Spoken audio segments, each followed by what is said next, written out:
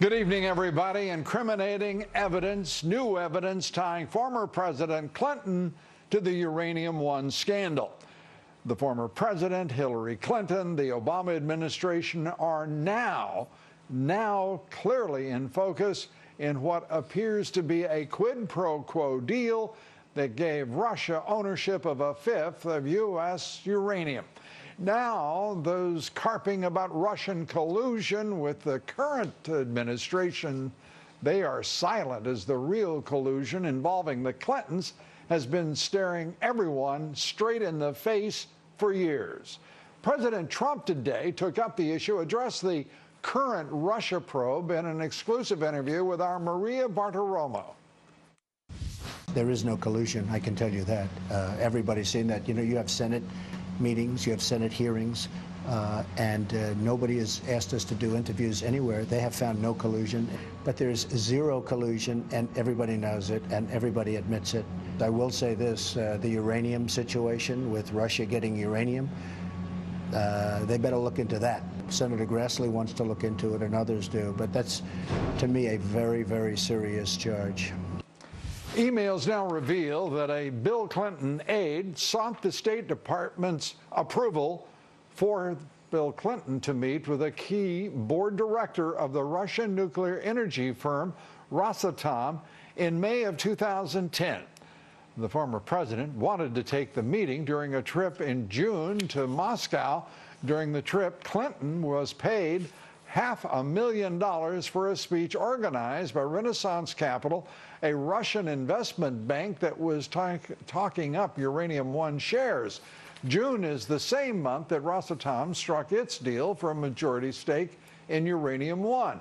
Several investors in that Rosatom deal funneled $145 million to the Clinton Foundation before, during, and after the Obama administration government had approved the deal. While Bill Clinton apparently never met with the Rosatom board member, he did manage to meet in that same trip with Vladimir Putin himself at the Russian leader's private home, all part of the push at that moment for the so-called Russia reset by the Obama administration. That during a 2000 trip to Moscow, Secretary of State Clinton explaining the reset's purpose, saying, quote, "Our goal is to help strengthen Russia," and strengthen Russia they did. The Clintons certainly delivered on that promise. And now the Obama administration's Justice Department under Loretta Lynch drawing more scrutiny.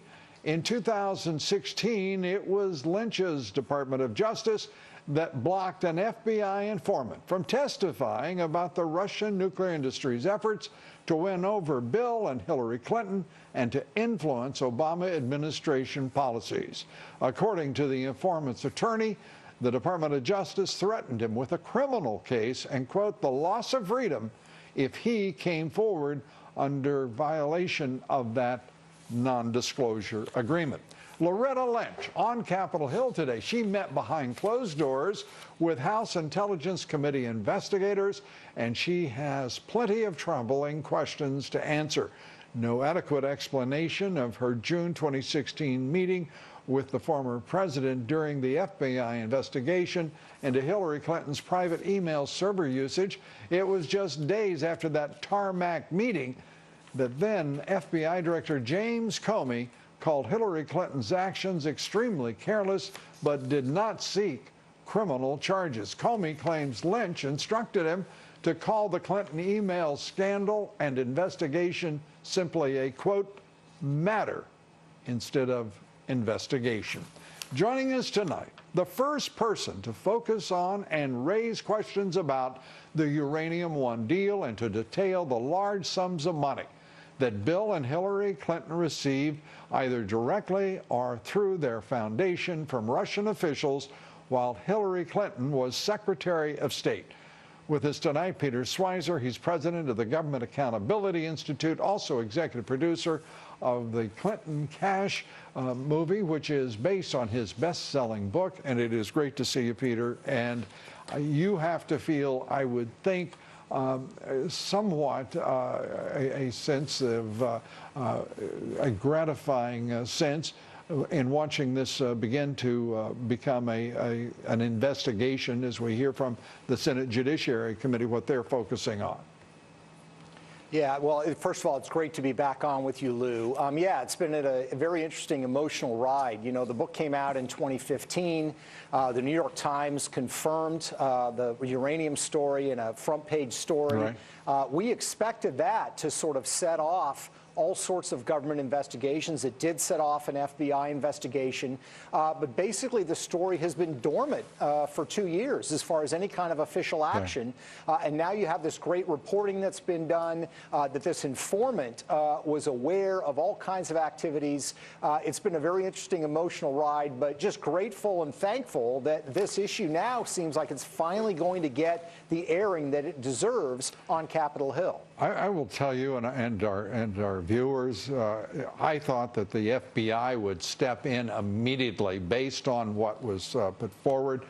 And then suddenly the focus was purely the email scandal, which to me, proportionately and in weight in the national security interest, looked to be the ancillary story.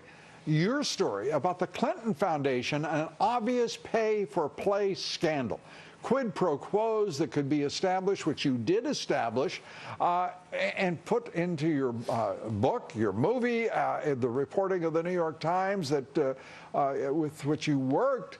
I mean, and the FBI just went absolutely radio silent. Well, you're right, Lou. You know, I can say that the field offices were very engaged. I mean, I had multiple meetings. I really can't go into detail, but I had multiple meetings over the course of 18 months. I know that they were investigating corruption at the Clinton Foundation, pay to play, but it became pretty clear, and some of this has been reported by the Wall Street Journal, that they were stopped by Department of Justice prosecutors, that they wanted subpoenas, they wanted further investigatory powers. Those were not granted by the Obama Justice Department.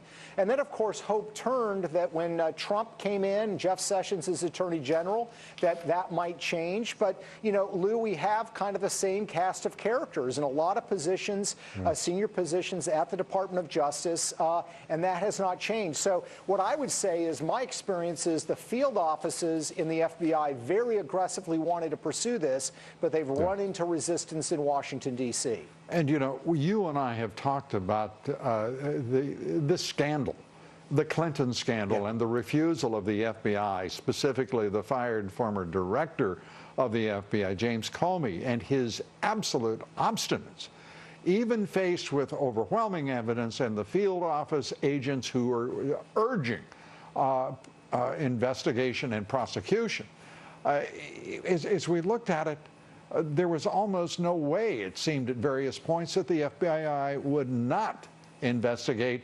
But now we learned that an informant was also blocked, and with criminal penalties, not civil penalties, which is the normal and the only penalty usually attached to a non-disclosure agreement. They used that to absolutely stifle him, to suffocate this story. And I'm talking about with the Clinton Foundation and Rosatom and Uranium One for 4 years. It's extraordinary. Yeah, and here's the thing, Lou, that people have to understand.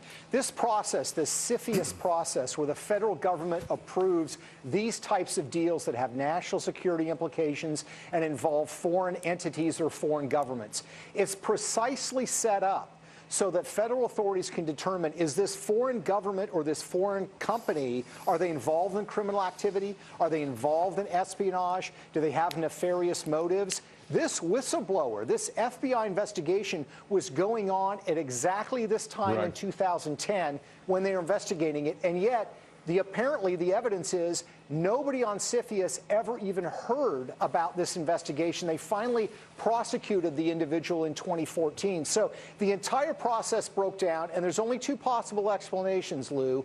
Rank incompetence at the highest levels of the FBI or the Department of Justice, which sits on CFIUS, or something more nefarious was going on. I don't know which one, but either one of them is really bad, and we need to get to the bottom of it. And to think that nothing has been done to this point.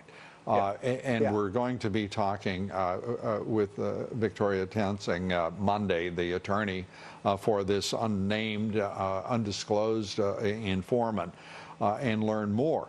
But that CFIUS, the Committee for Investment in the United States, is comprised of, amongst others, the Homeland Security Council, the National Security Council, the Secretary of State, the Secretary of Treasury, the Secretary of Homeland Security.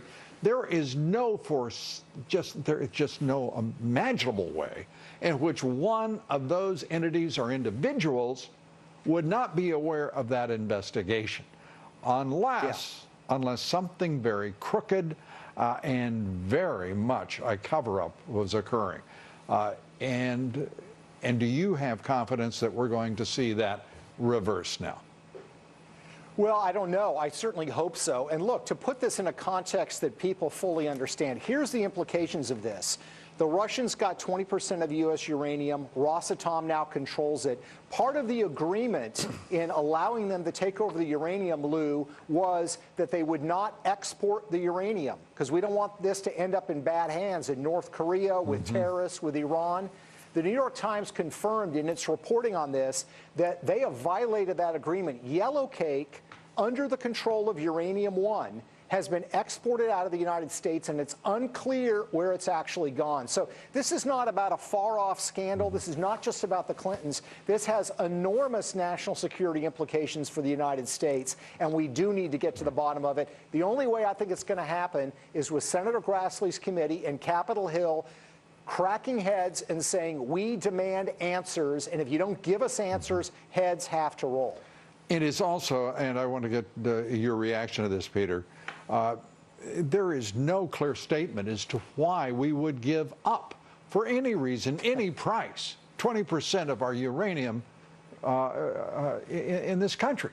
And that is a question that is left open, still unanswered. And secondly, have you ever heard of anyone putting $145 million at one moment into the hands of the Clinton Foundation? And the answer is, of course not. And these questions, most basic and fundamental, were answered by the very committee made up of the very agencies, departments, and individuals responsible for national security. This is the biggest Obama scandal. I think it may well turn out to be the biggest scandal in American political history. And we thank you for continuing to watch this, to investigate it, and hope you'll be back soon to help guide us through